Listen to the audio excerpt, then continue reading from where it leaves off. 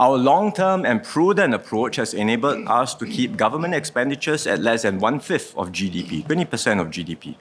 This has in turn allowed us to keep our tax burden low. In fact, 40% of all workers do not pay personal income tax. The effective tax burden for middle-income households at around 10% of household income is significantly lower than other advanced economies. Our fiscal system is also fair and progressive, where those with greater needs receive more help than what they pay in taxes. The lowest 20% of households receive about $4 for every dollar of tax paid, $4 in benefits for every dollar of tax paid. Middle 20% of households receive $2 for every dollar of taxes.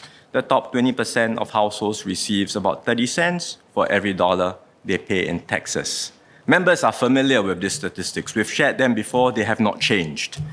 But how does this compare with other countries?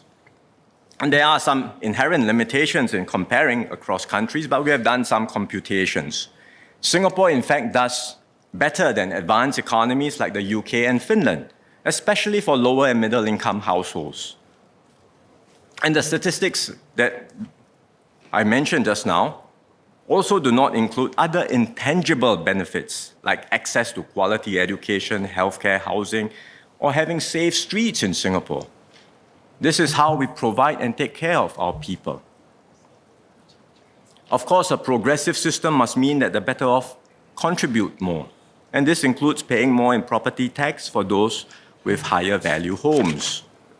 Last year, MOF published an occasional paper on our medium-term fiscal outlook up to financial year 2030.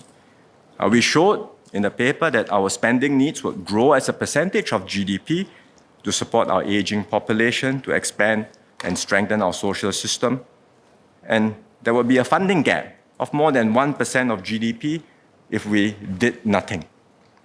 But with the tax measures announced in the last two budgets, including the GST rate increase, we project that we would close the funding gap provided we manage the pace of spending growth. All that was in the occasional paper, and indeed, this is what we have done.